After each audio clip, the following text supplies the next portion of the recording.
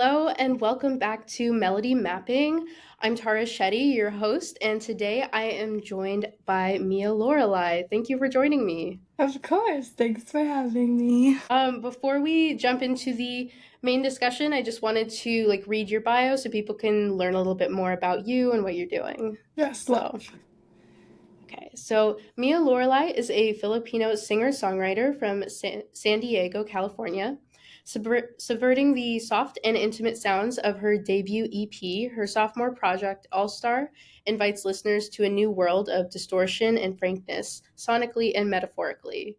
Writing since her freshman year of high school, it wasn't until she moved to New York 4 years later that Lorelei realized her persistent passion for making music.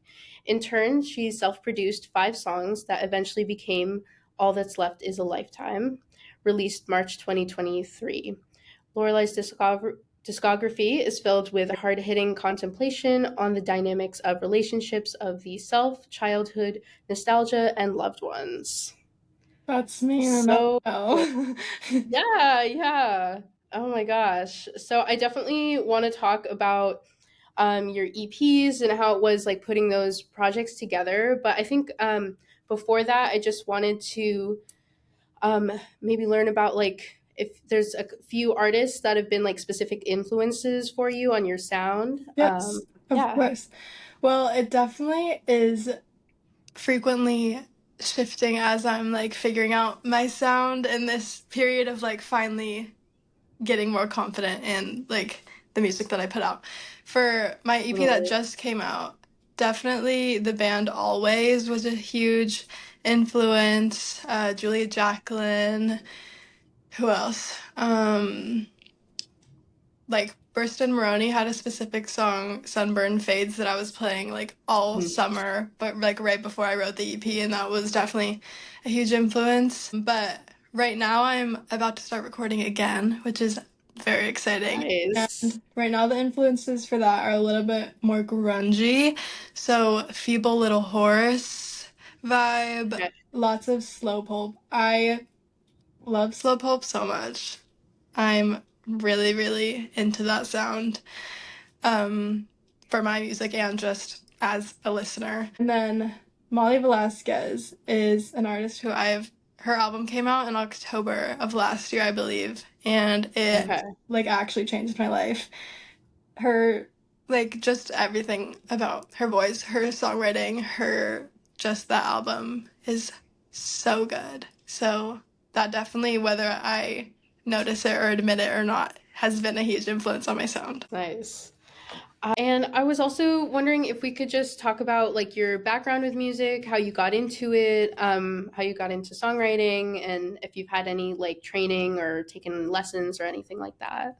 Yeah, so I mean, I grew up surrounded by music. My parents are big music appreciators. My middle name and like my artist name, like Lorelei, is named after a song that Okay. like Ella Fitzgerald covered because my parents are huge jazz fans.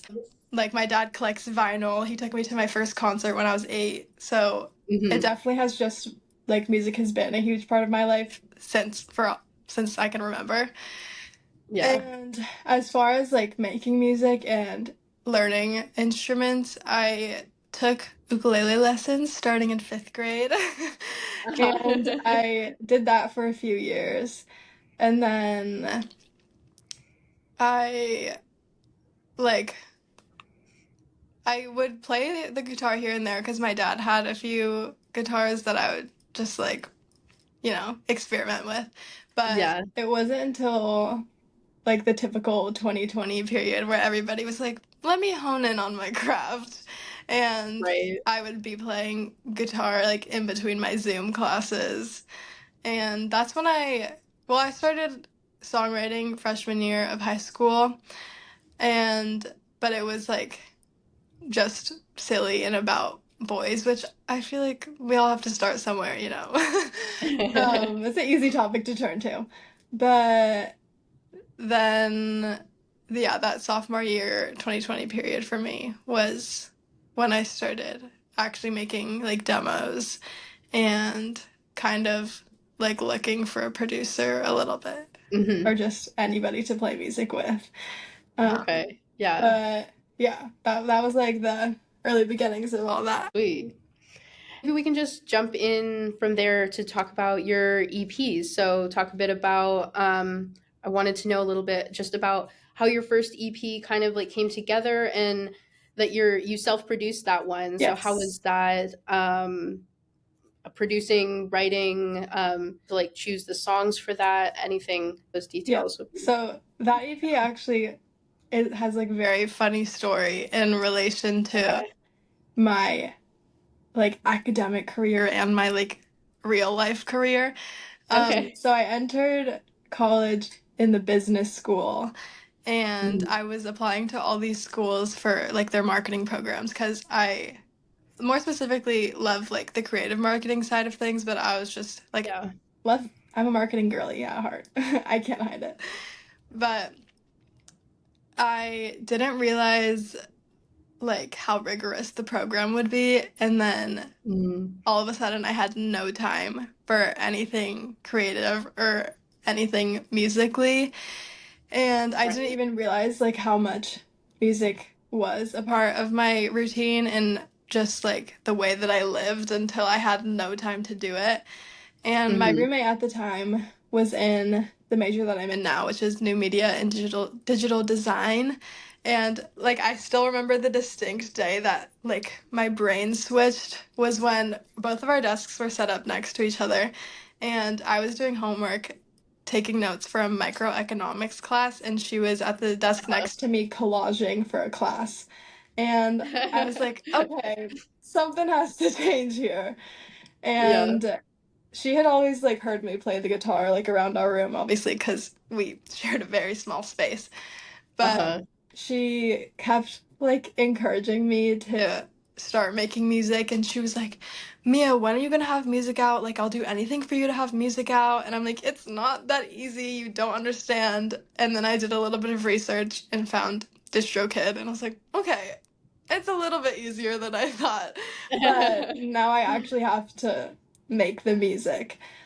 Yeah. So then that project kind of became like the light at the end of the tunnel for getting out of the business school because I applied Mhm. to transfer like as soon as I could. Um, and so I spent all of my time like creatively brainstorming, even if it wasn't related to the EP specifically, like I would make pretend set lists and like light production design and like album cover inspo just on like random pictures that I had already. Yeah. And that definitely was like subconscious way of kind of manifesting all of it also into Mhm. like it was so much sooner than I realized those actually came into use and I was using like those set lists that I was making. Yeah. But so originally I wanted to make like a 7-track album. Well, like a Okay. project, but like album I guess because it that would is the length of an album technically. And I had, yeah, 7 songs. And then I had my 3-week winter break coming up. So I was like, when am I going to have 3 free weeks of my life to do anything I want, like practically ever again? Yeah. So I made myself some deadlines. I like planned out the track list and which ones I would record, and then when I was home, I did exactly that and spent nearly all of my time while I was there making things and teaching myself how to produce on GarageBand. And Yeah. my friends now and even I like look back at it and it's really funny that the like logical step for me when I had those songs was, you know what? I'll just produce it myself, which I feel like I would definitely not do now. But I not to say that I couldn't or shouldn't, but the kind of naivety, if you will, definitely gave me more ambition and like drive to do that. Whereas now that I'm Mhm. surrounded by other musicians and know more about just like production and releasing itself, I definitely would have gone about it a little bit different. But yeah, that project came out. I planned it for March because I wanted to have time to do visuals, and again, Yeah. my marketing side was kicking in, and I had like my whole Instagram planned out for the next 3 months. And then I did when it did finally come out, I had like live sets in the dorm rooms with my friends, and Uh-huh. then we had like a big That's so EP cool. release party when it Uh-huh. came out, which was so cute and fun. And I still remember when like the first song, or I remember the night before my first single came out, because it was like, this is the last moment before I will be like an official published artist, and I'll have music that you can like search Yeah. me up on Apple Music or on Spotify, which obviously seems like such a normal thing to me now, but even the idea of It's big. Yeah. having like my name somewhere Mm-hmm. for people to listen was so crazy. So, yeah, that project is very special to me, even though I feel like I outgrew it very quickly, as songwriters tend to do. Obviously, Uh-huh. sounds are shifting. You're growing more as an artist. Right. But I'm so grateful for my roommate and my all my friends at the time, and just like that I decided to put it up, because it actually changed my life, and I have no idea what I would be doing now without that, because we'll get into the rest of it. But shout out to my roommate at the time, Katie Roski. She takes all my pictures now for my projects, and she did all the cover Cool. art for my Okay. new EP. So, yes. Nice. You were talking about those 3 weeks. So did you learned production and like did the whole like put it all together in 3 weeks? Basically, That's I crazy. That's YouTube crazy. YouTube, as you can imagine, was my best Mm-hmm. friend. Yeah. And I mean, it helped that I didn't know the possibilities of production, because I just had the basic foundations, and I was like, okay, I just need acoustic guitar, harmonies, vocals, and like Yeah. I would add a few random like pads in there that GarageBand had in their library. Yeah. But it definitely helped that I didn't know like how crazy production can sound in GarageBand. Like the fact that I had the limited set of tools made me less scared to use them, I guess, if that makes sense. Yeah. No, Um, I totally get that. like the cliche, like using what you have and Hmm. etc. But it is funny to like think back now about how I like don't know how I did that. Like I definitely wouldn't have happened the same now. Yeah, the production something you want to like get into more and learn more about, or is it kind of like you're happy to work with other people now on that? I definitely would love to get better at it, but I'm so open to letting people who are good at their craft do the craft that they're good at. Uh-huh. Yeah. So I'm so happy to let somebody else take the reins on that, but I also am so open to learning, and I think it's good to like I'm glad that I did produce everything myself, because then I kind of had a basis of knowing how recording works. And so when I did work with somebody for this like last project that I did, Hmm. I kind of knew what to ask for. I knew how I liked things to be done to a certain extent. Yeah, it's great. And yeah, maybe we can transition into talking about your latest EP, differences, recording differences, working with somebody on Mhm. production, and just how that went for you. Yeah. Well, perhaps I should tell the story of me and Mr. Ben Coleman meeting first, because I feel like that's a pivotal moment to how this all came about. Yeah, totally. So this was a year ago yesterday, actually. So crazy. And so right after I think my first single ever came out, like so this was early March 2023. I only Hmm. had or it could have been when I had two singles out. It was somewhere between right before my first EP came out. And I received this email from Breaking Sound. If you heard of that, they're like Yeah, do yes, they do like yeah, shows around the city and like around other big cities. And someone from their team like reached out and was like, "Hey, like we found your song Shortfall on Spotify, and we think you'd be perfect for like an acoustic set." And I like didn't even believe it was real. I was astonished that number one, somebody found me through Spotify, and number two, that they wanted me to play in a little show. And I was like freaking out. And so, long story short, fast forward to the day of that show when it finally came. Um, Basically there was five artists total, so there's four other artists on that bill with Okay. me. And originally there was three other artists, and then like 2 days before the show happened, this fourth person was added. And obviously I was looking up everybody on Instagram and Right. seeing, what they were about.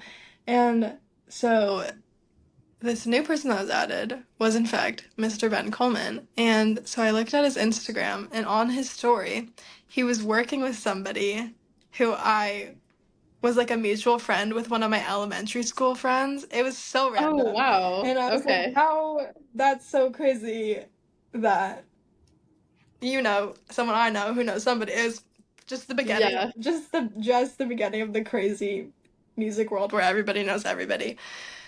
But then, so the day of the show, came up to him and I was like, "You were working with," it was Jane Beeson. If you've listened to her music, she's awesome. Okay. And he was like, "Oh, she mentioned that she knew somebody else who was on the bill." And then we all played our little sets, and the person who booked the show is my good friend Meredith, and her and Ben also make music together, are like best friends from college, which is why he was like last minute added to it. But basically, I thought Meredith was like a middle-aged woman. Like I hear like talent booker, and I imagine like just before I knew the New York scene, I thought it was a much older woman. And then I got to the Mhm. venue and it was cute little Meredith, and I was like, oh my god. But they were instantly so sweet and like welcoming at it was just like a cute little coffee shop gig. But Mhm. I like stuck around and was talking to them after, like towards the end of the show. And like all three of us were sitting on this little couch in the corner of the place. And I asked Ben if he produced for other people or just for his band. And Meredith turned to me and was like, Ben produces for other people. And he's really good at it. Uh-huh. And so I was about to go home for my summer break, and I told him I have 3 weeks left before I go home, but I would love to squeeze in a session or work together, etc., etc. Mhm.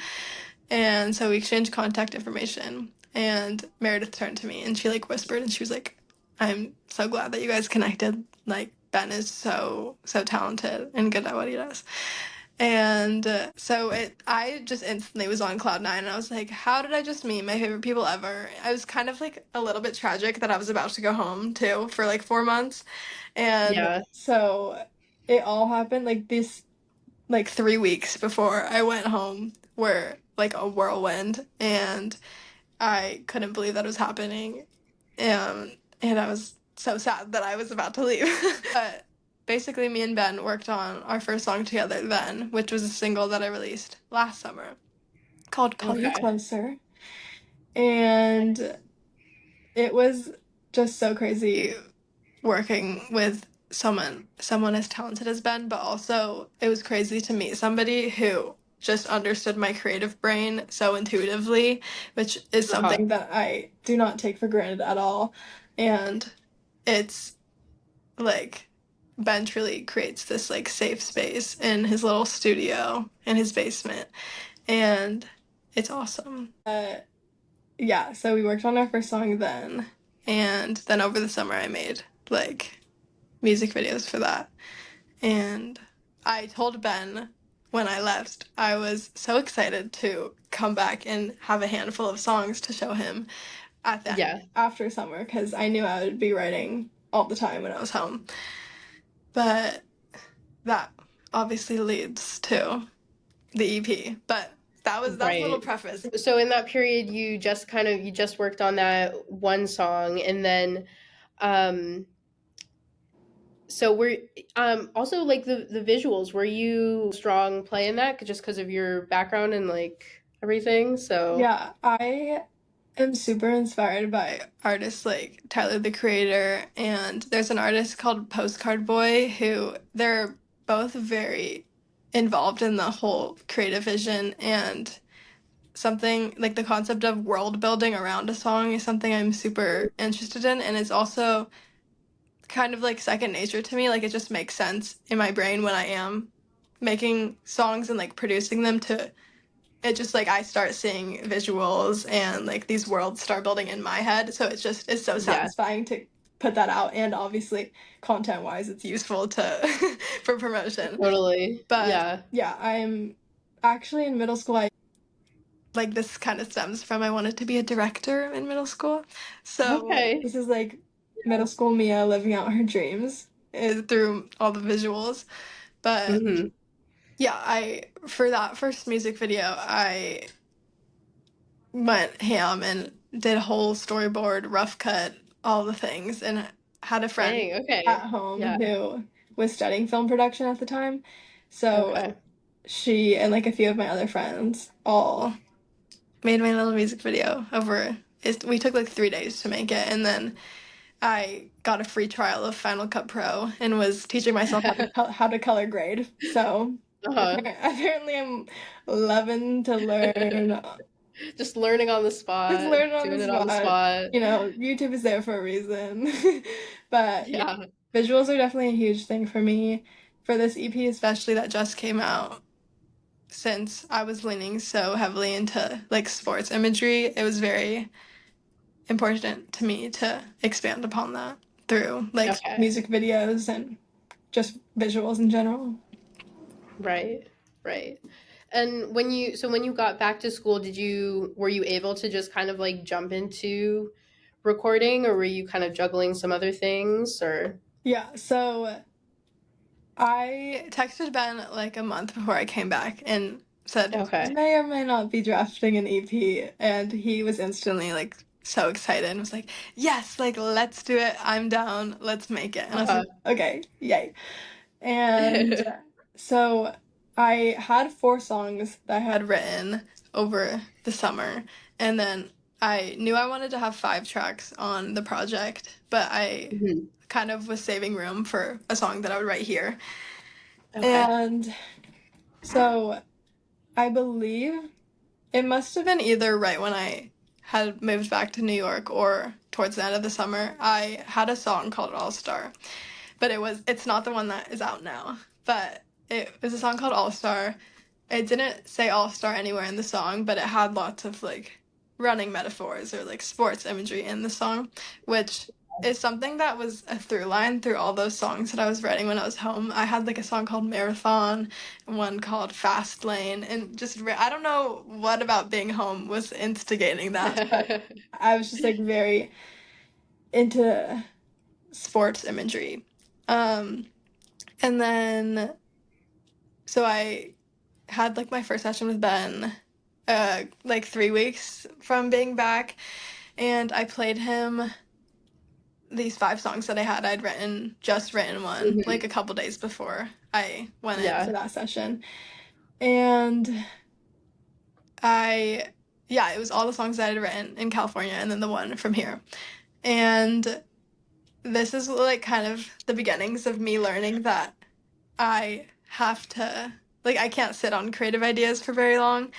So we were like, okay, which one do we do first? And I was like, okay, the logic thing might be to do the first track that I have, but I'm really excited about this one that I just wrote, so let's do that instead. Yeah. And so we started recording Safe Inside My Skin, which was the first single that was released. Okay. And then the next week, I I showed like that demo to my friend Katie, who Mhm. ex-roommate, and ex-roommate sounds so dramatic. We just used to be roommates.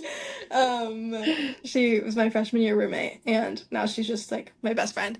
But I was playing her the demo for Safe Inside, I think, and she was kind of just like asking me about the EP and about what it was about and et cetera, et cetera.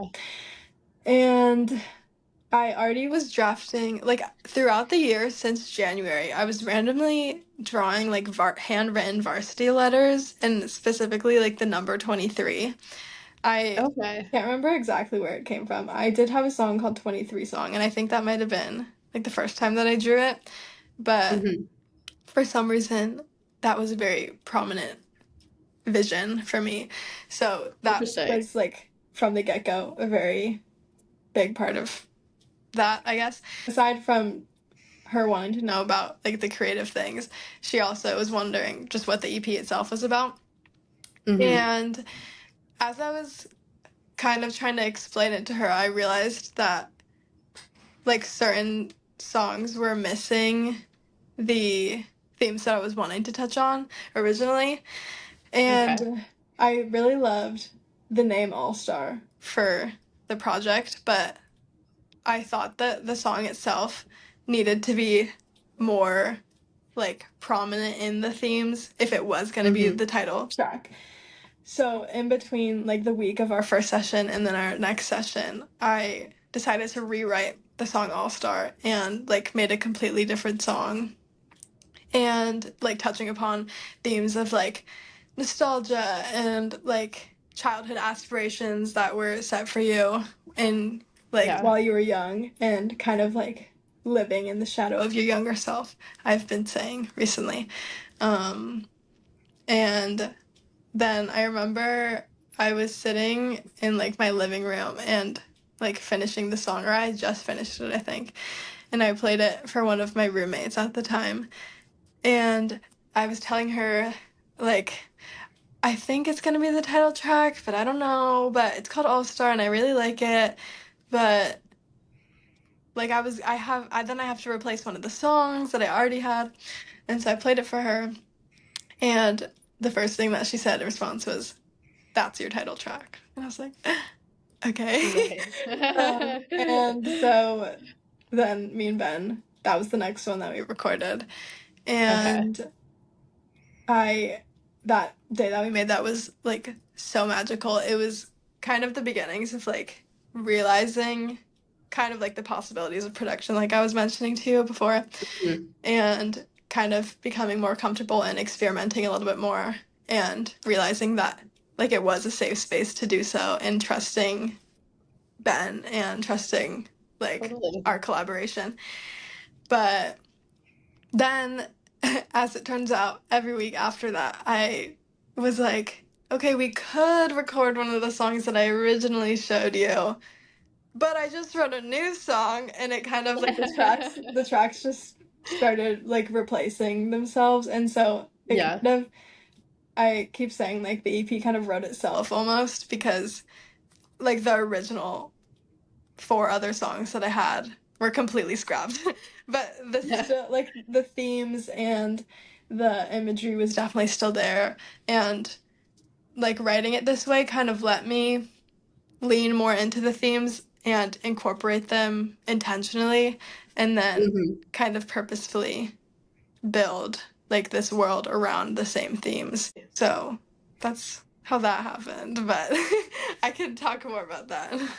That's so cool. Are you, would you say you're pretty like prolific? Do you like struggle with writer's block at all, or are you able to just kind of This work is through actually a things? conversation I've been having with my friends and other musicians is there's this, do you know Eliza McLam? She's another like artist. Yes. So she Yeah. her Substack I've recently been getting into. I And literally read, I know what you're talking. Yeah. yes, she had that Yeah. article about writer's block and the myth of writer's Hmm. block that she believes in. And I am so Right. on board with that because like I am such a person that will dedicate time to creativity whether I feel inspired or not because Uh-huh. she mentions in I think she mentioned something about inspiration being found and not like not waiting for inspiration but kind of discovering it, I guess. I feel like she mentioned something like that or I've heard that before somewhere Yeah. that's like related to it.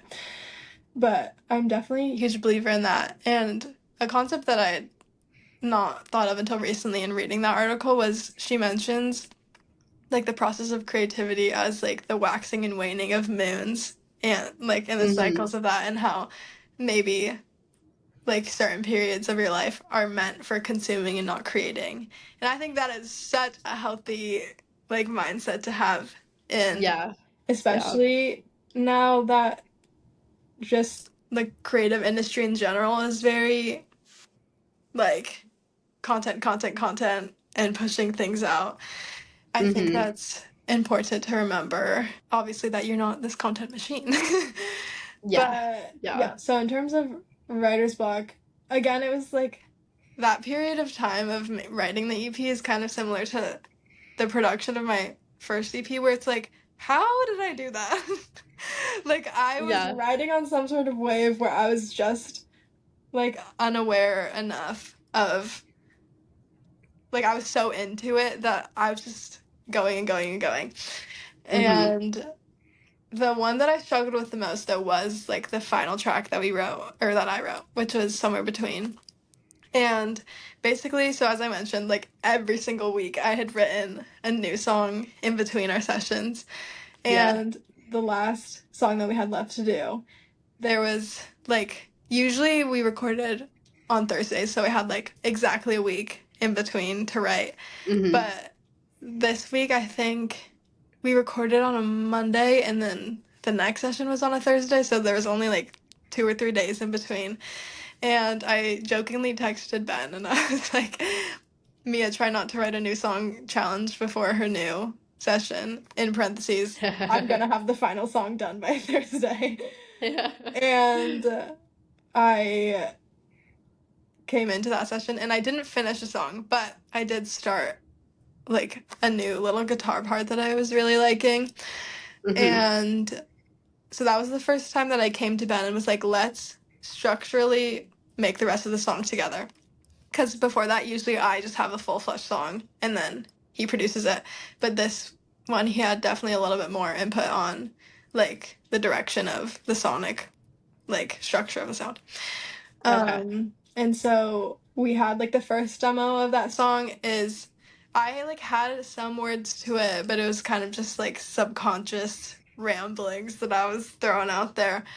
But I had like kind of the main melody that's in the chorus, and then I had the big. I knew I wanted to have the big switch of like going from like chill acoustic to Mhm. huge rock, lots of Yeah. guitars, and that like kind of sonic metaphor of like the concept of being in between two like spaces.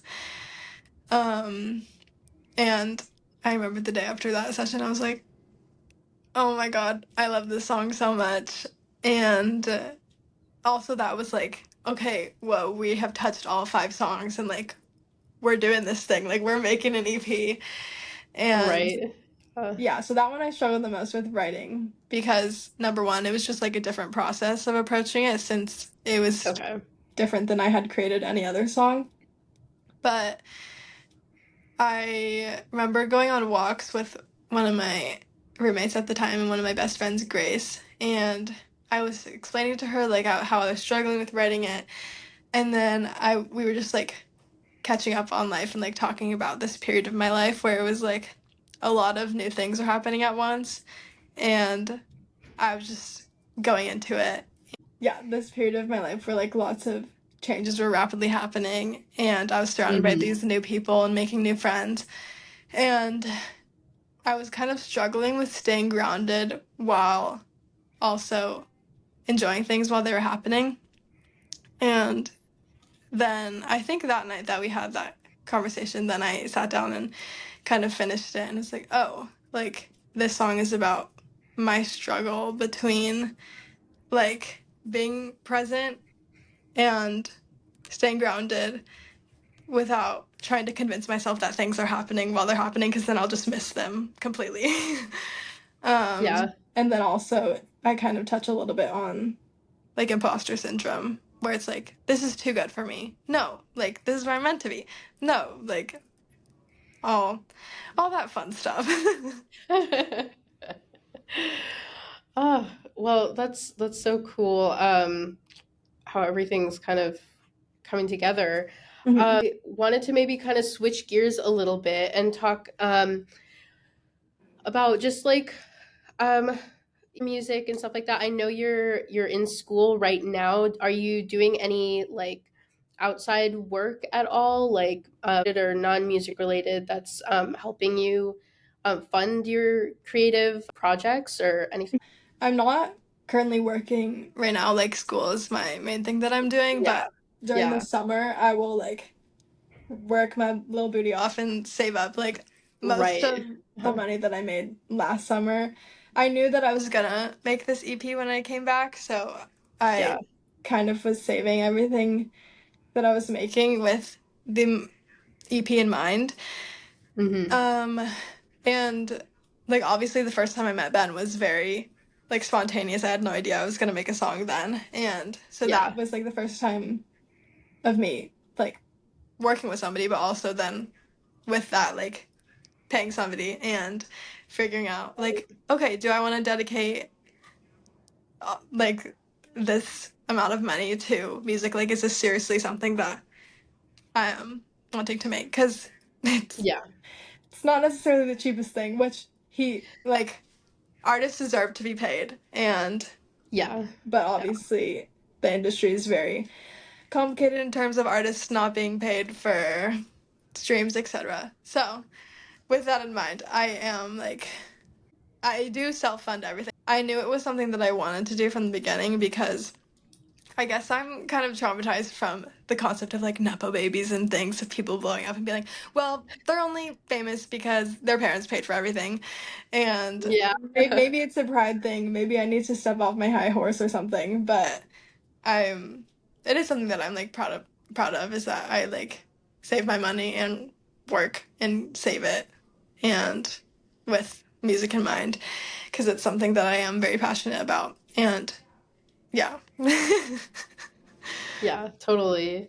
But, I mean, on that same kind of topic of finances, I was wondering if you have any thoughts on um, just being an independent artist versus like signing. Have you like thought about eventually like wanting to sign, or are you feeling very strongly about being an independent artist? Yeah, right now is a really interesting period, I feel, of definitely a huge wave of independent artists, especially with Yeah, people who are already signed with labels, and obviously with the UMG TikTok whole, right. Yeah, debacle. There's like a whole added layer to it. But I'm definitely would love to sign whether it's like management or like to an indie label because I'm coming from somebody who has a hard time asking for help. I think that it would be a great help to have a larger team help me, especially totally. with like how passionate I am about visuals and being able to bring those to life, like truly how I envision them in my head would be so awesome and I something I'd be so fortunate to come across. But also there's definitely so many benefits of doing things independently and as like a smaller artist. It doesn't really like truly impact it that much at the stage that I'm at right now. But yeah, it's definitely something I'm open to. And Yeah, just even from the prospect of like collaborating with people who again like letting people who are good at their craft do what they're good at instead of trying to take everything on totally. myself. Yeah.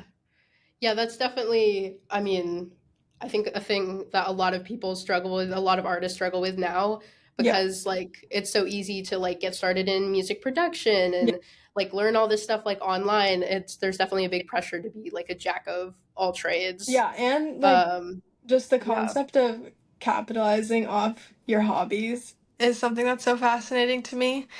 Mm, mhm. Especially in the TikTok age and like making a name of yourself just because you're good at something or just because you enjoy something. So that's something Yeah, that I try to keep in mind and in the music making process, remember that like why where it stems from and remembering that it is an outlet for me and not just like, okay, what am I gonna write next and what is it gonna sound like when it's produced? yeah, yeah. You mentioned TikTok a couple times. I was wondering if maybe we could get into like social media, how you feel about it, and yeah, just like self promoting. Are you Yeah. on TikTok? And Yes, I am on yeah, TikTok. I Okay. was really, really, really stubborn about it at first, as a lot of people are. But yeah, I had this whole dilemma like before I started promoting the EP and like when we were just recording it, where Yeah. I was kind of conflicted because like as I've mentioned a bunch, like I am someone who's so passionate about visuals and about like the particularities and like intricacies of the visual world.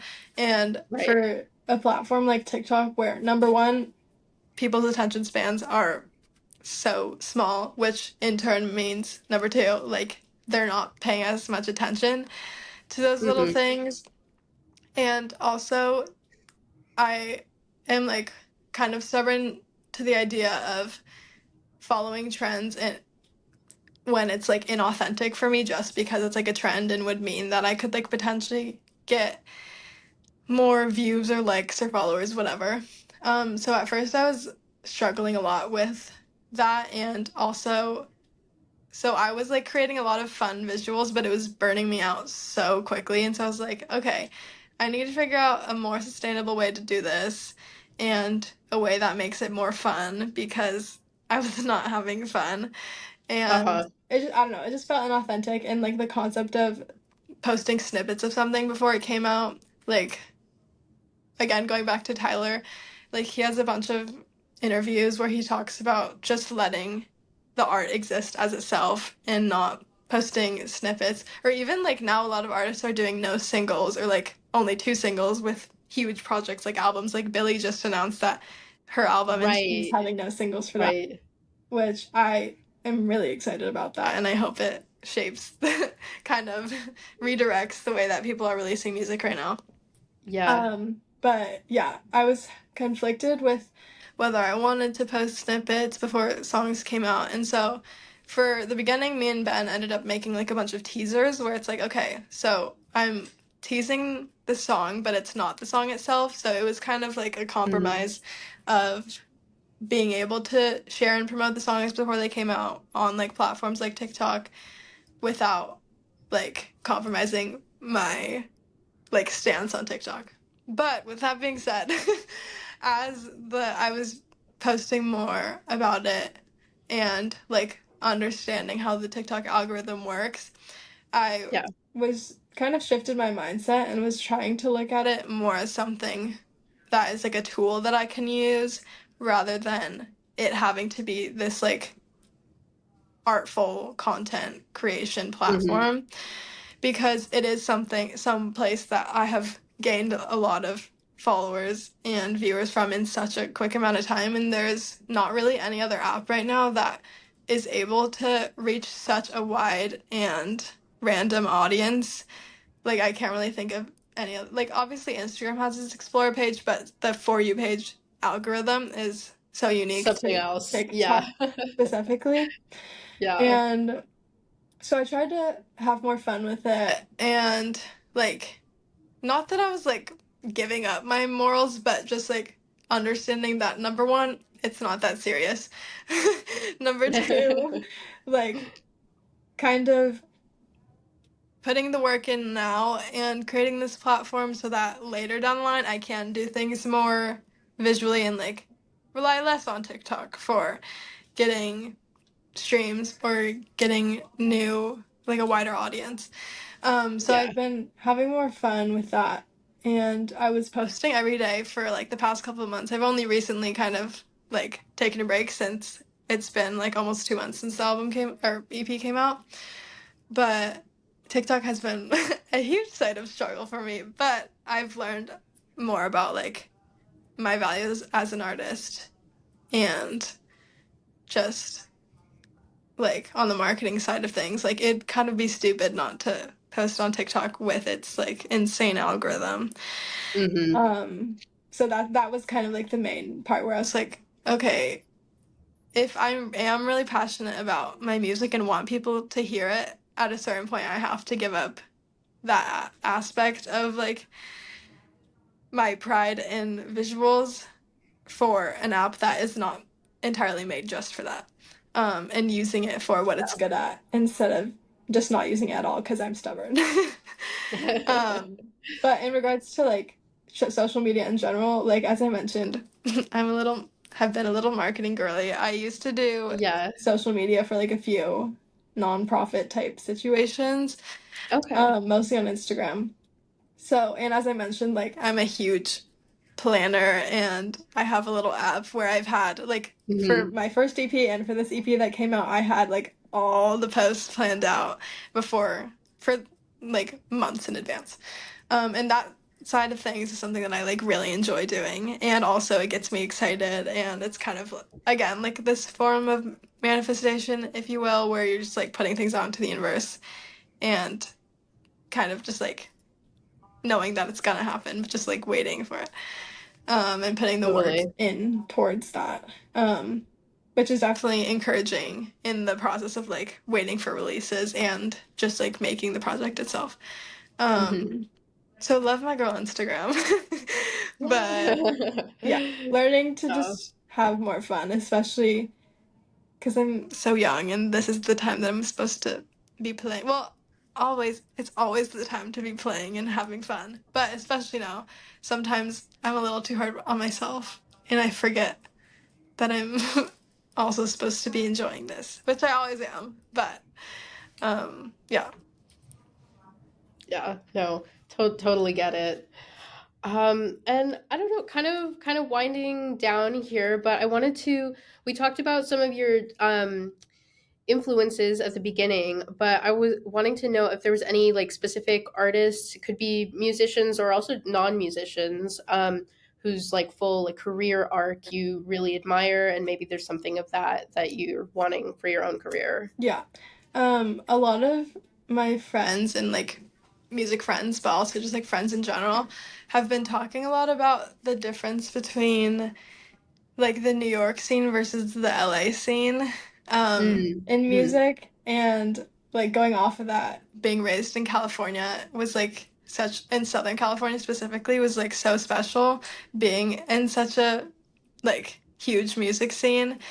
Yeah. And I like literally gave a 45-minute presentation to my friends the other day of there's this like specifically this SoCal group of musicians that were just like making things to make them and they all just like help each other create these things and they're all so talented at what they do. And again, on this whole like world building concept, Hmm. is something that they're so good at. So artists like if you've heard of them, Bennett Coast, Chris Emond, I'm so into his stuff right now. Postcard Boy, like I mentioned before, like Holly Flanagan, his super fan. Their like world kind of orbits around each other, and a lot of them were Okay. like raised in Southern California.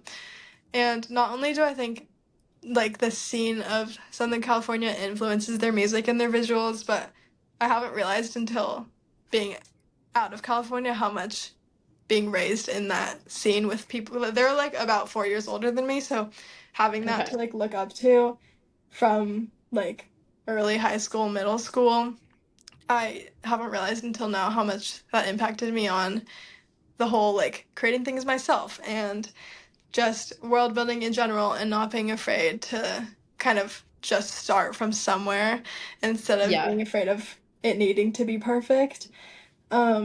And so that whole scene definitely has really impacted just everything that I do, but creatively and visually a lot. Um, but yeah, that has been a huge influence, and it's something that I'm craving more in New York right now. And as much as I love Hmm. my community here, it is definitely a little bit different, and the pace is different, obviously. Yeah.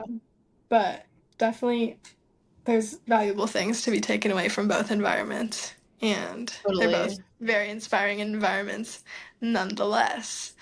Um, Yeah. so yeah. Yeah. Have you considered moving to like LA and that kind of area or Definitely think that, I mean, music or not music, I will be settling down back in California just because I love it okay. so much. Yeah. Um, New York is a really fun place to be in this like early 20s period since it's so fast Totally. paced and there's Hmm. constantly shows here and it's so easy to just like stumble into a venue on like a random night of the week. Um, Music wise, I mean, I wouldn't.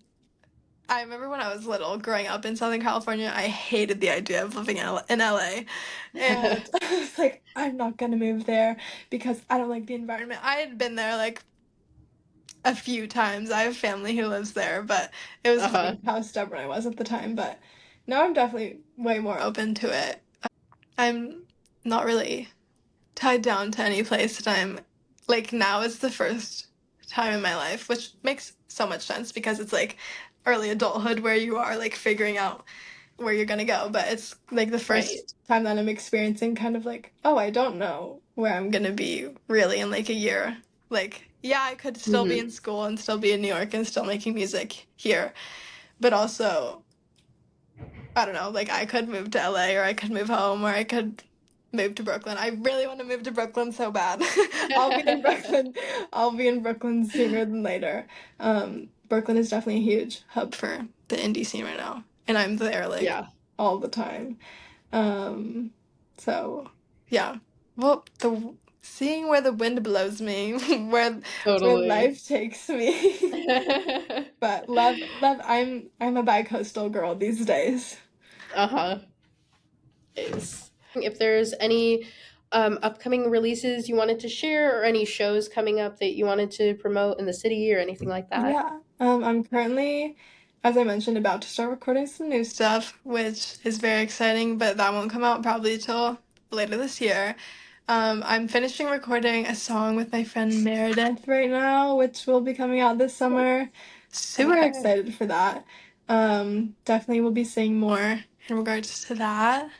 I'm always playing shows. There's a few that I'm in talks of playing in a few weeks. So, best place to find out about that would be the socials. Totally. Just at me a Lorelei.